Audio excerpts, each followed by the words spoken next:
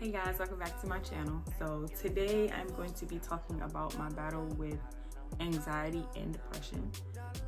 I was formerly diagnosed with a general anxiety, I believe, and major depression, and I was prescribed Zoloft medication around August of this year. Now, I won't say that the pandemic caused me to have depression and anxiety. I believe that these things were in me. I had these feelings of like severe sadness and just anxiousness and just like an uneasiness and having to always be moving and always doing something when my emotions would start to take over since I was a child. But misappropriation of scripture, tradition, just certain topics around mental health being taboo in the church, I kind of just packaged it in a way that wasn't healthy, and I made it sort of like a badge of honor, like, I'll go through, I'll go through anything, or we say scriptures like I'll endure hardness as a good soldier, which is true. We will go through things in life and trials, and we have to continue to have faith in God and believe. But I was putting more on myself than I really could bear, and what even God was demanding from me or requiring of me. And I just really found myself with much anxiety that really came from after I had my children. I began to worry about whether I was going to be a good mom, worry about if I could protect them from the things that happened to me when I was a child, and all of these things that I thought were healed or just kind of over, and they just all started to spring up in me at once. In 2020, we were all removed from our comforts. I had no escape. There was nothing that I could go to or to run from these feelings, and what I didn't know was running. Essentially, that's what it was. And I've always been somebody who was very active in ministry since I was very young. And when we moved from the church that I was in across country, at first I felt okay, but then as time went on, I got more and more lost. I felt like, who am I without my position? Who am I? I was never one big for titles, but I put everything that I had and everything I was into serving and ministry.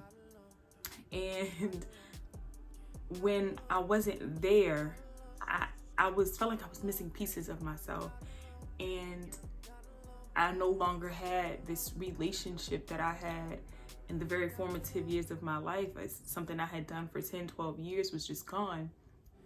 And I think when you build a relationship around serving in a certain capacity or in a certain ministry, and then you remove that from the relationship, there's not much left. And there were relationships that just dissolved with my absence, and I didn't notice or even care to process how much that actually bothered me, and I just kind of kept going. And then I just had an event happen in my life, and I don't know if I'm going to actually share the event, but it unraveled me, and it caused me to start thinking about all those feelings, like, why did I respond to this situation so gravely? Why did it break me so much? And it was because it wasn't just the situation, it was pretty much the straw that broke the camel's back. It was all those feelings of abandonment or rejection that I felt like I had faced as a child, or being uncovered or not feeling safe, that was all brought back. And so I had to journey through childhood. I had to journey through all of my friendships and really take inventory of who I was and how I went about life and how I approached different situations. And I realized that I was void of friendships, and I was void of very meaningful, camaraderie with people, because I had always been in either a mentor or a mentee position. I was always serving under somebody. I was always trying to understand the word. I was always trying to understand how to serve in ministry, how to be a good leader, how to do this. Or I was always like trying to show other younger people like how to walk rightly before God, how to handle the trials that come your way, how to handle certain things that you're going through in life that maybe I had previous experience with. And I realized that I had not taken much time to cultivate or develop pure friendships. And I had a few, but I really didn't have many. And a lot of them didn't stand, the distance. God bless Crystal, my best friend, who really, I believe, is the one who cultivated our relationship. And I thank God for her, because I had not learned how to do that yet. I was always just so focused on, doing the work. And I just realized that I was empty. And it just started just to snowball. It was like, oh man, one thing after another. And I would just go through this period of time where it just got worse and worse. So there would be days where I couldn't get out of bed. There would be days where I would be completely fine, and then all of a sudden I would just start getting really fidgety, and I would start moving around, and I would be just not really knowing what to do with myself. My husband would look at me and be like, are you okay? Like you're walking in circles pretty much. Like, I need you to sit down. And I was really going through a lot of things in my mind, like even unbeknownst to myself. Like, I didn't purposely or intentionally sit down and say, okay, I'm gonna process the abuse that I endured as a child. I'm gonna process an absent father. I'm gonna process being molested at a young age. I didn't try to do those things. My body literally just was like, you cannot take any more of this. You have had enough. And I know that science and psychology proves that we hold certain traumas and stuff in ourselves. They begin to manifest like physically, and that's what was happening to me. I was having like these really bad stomach pains, and I didn't know where they came from. And then it just got worse and worse. I just started getting more and more uncomfortable, more and more back aches. Then I started to sleep more and more. And then I just started getting these suicidal ideations, literally out of nowhere. What I felt like was out of nowhere, but really it was just my heart and my body telling me that I needed to do something else. I couldn't keep living my life swallowing all of the pain and all of the, and not just like external. I'm not talking about in a woe is me type of manner, like all these people have hurt me so much and I'm just holding on to it. Literally just the guilt of maybe sometimes not handling the situation correctly on my end, and wishing I would have said or done something differently, and letting it torment me, like literally playing the situation over and over in my head, even though nobody else is thinking about it. Had no energy to take care of myself, had no energy to do anything that would benefit me in any way. And I literally just used everything that I had for my kids. Like, I was getting up for them, to get them breakfast, to get them changed, to get them cleaned, to sit and watch a movie with them. I didn't have anything else. And I felt like I was on autopilot for months. And I don't know how it is in some of the other states, but here in Los Angeles, where I live, we shut down. Like, literally. We had moved to Corona, which is like a further county in Southern California, and lived there for about a year before moving to the heart of Los Angeles. And I had just gotten a commercial agent, and I was all excited, and all these opportunities were about to start happening. I had just finished my commercial class. I was making friends. And then literally we moved in 2 weeks later. It shut down. And when I say it shut down, we shut down completely. You had to have a card, a pass to get to work. If you were leaving the house, it was understood that you were either going to like get groceries, or you doing something that was essential, and you were going right back home. There were lines outside of the grocery store. You could only get in a certain amount at a time. You couldn't go to parks. You just really couldn't be out your house. It was really eerie, even if you walked to the dumpster, because everybody was like bunkered down in their homes, and the atmosphere was really strange. And we endured that for like 3 months. And it was hard. And I know it was hard for everybody, but there was something about trying to process trauma at the same time, internally and externally. And then what we saw with George Floyd and all of those things, I found out, I began to have like PTSD, which I didn't even know like I could have. Like, my brother was like playing with my nephew, and he had just played like some fake handcuffs on him, and I literally like freaked out, and I was like shaking, and I was like crying, like no, like don't do that. And I don't to this day know why I reacted that way. But it was what it was. And I literally got so bad, and the suicidal ideations got so loud, that I was just like thinking about it all the time. I was always in my car just thinking about, you know, ending my life. And it wasn't that I didn't want to die, didn't want to live. It was that I didn't want to live like this. You know, I didn't want to live empty. I didn't want to live like everything was so taxing. Like I just couldn't escape the grief. And at first I was just like, it's no way I could have depression. It's no way I could have anxiety. But then I heard a young lady explain it. She was like, depression is just grief that, you know, the world is broken. And anxiety is just grief that the world is scary. And that's literally what it feels like. It feels like grief. It feels like me grieving the way that we handle each other, me grieving the way that things are just, you know, take place here. And I literally could not take it anymore. And I drove myself to mental health urgent care here in Los Angeles. And I spoke to the psychologist, and they immediately put me on Zoloft. They were like, we're going to give you this.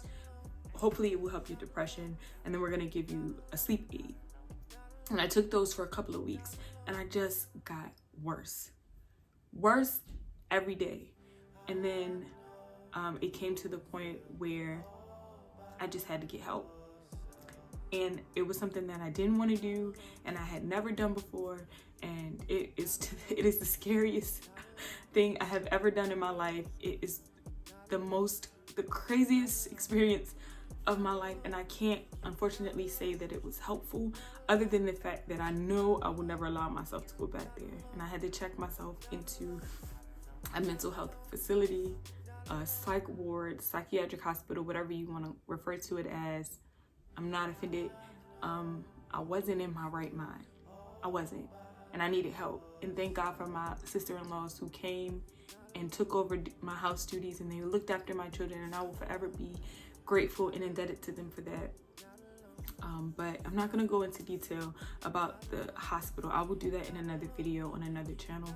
And if you guys are interested, I want you to head over there. But this video is really just to be transparent and honest with you guys and let you guys know where I have been.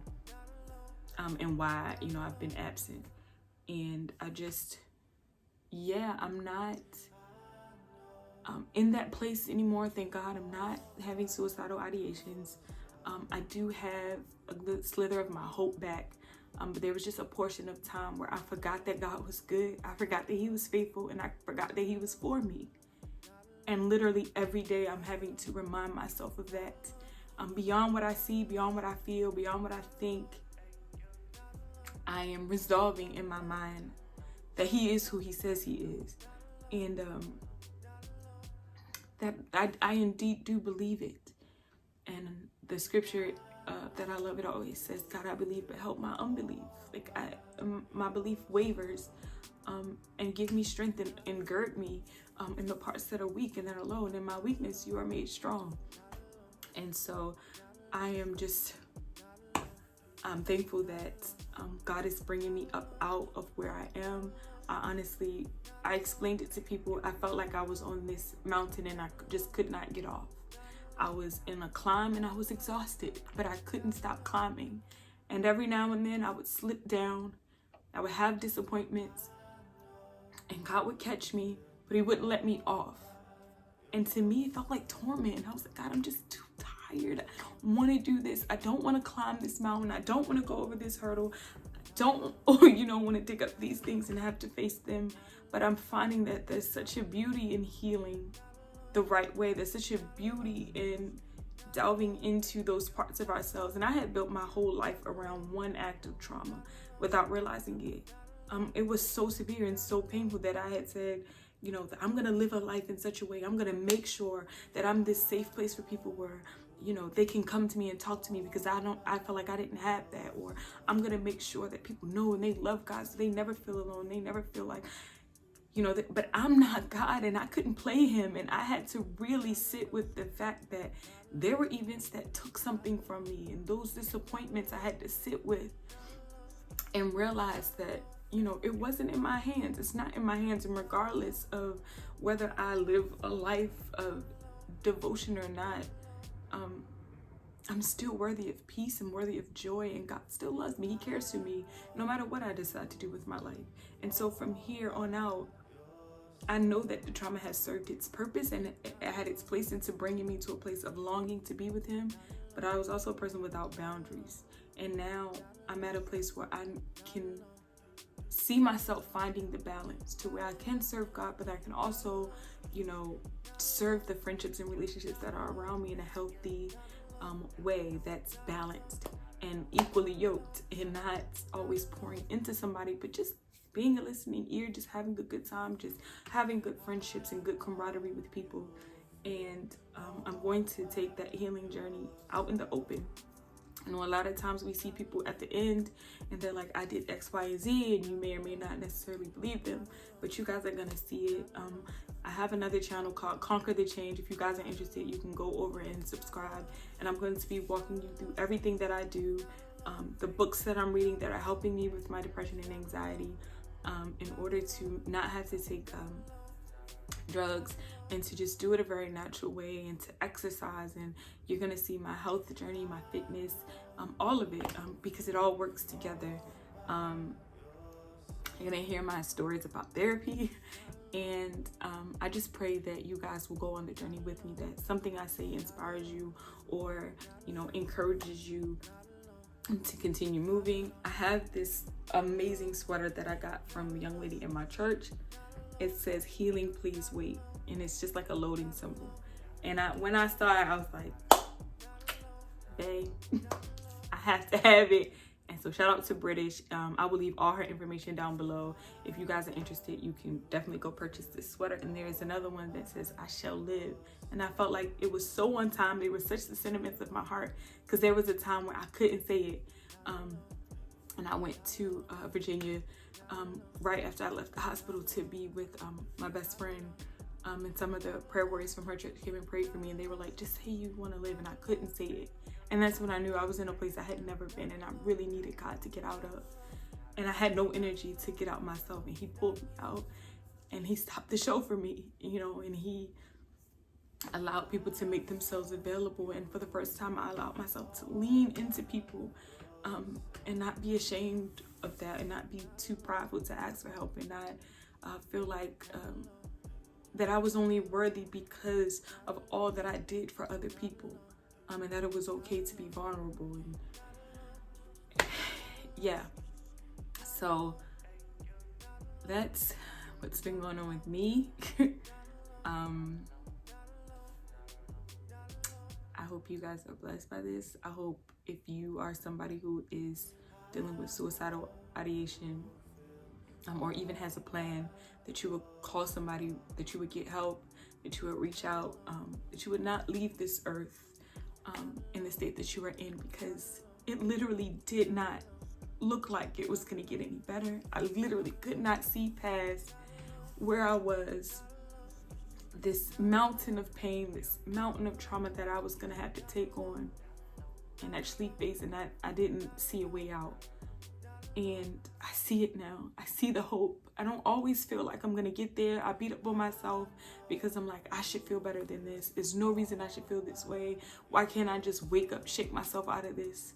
But I have to stay in the process. And I want to encourage you to stay in the process as well. I love you. And I pray that God, continue to bless you and keep you, make his face to shine upon you, be gracious to you. May he lift up his countenance upon you and give you peace. God bless.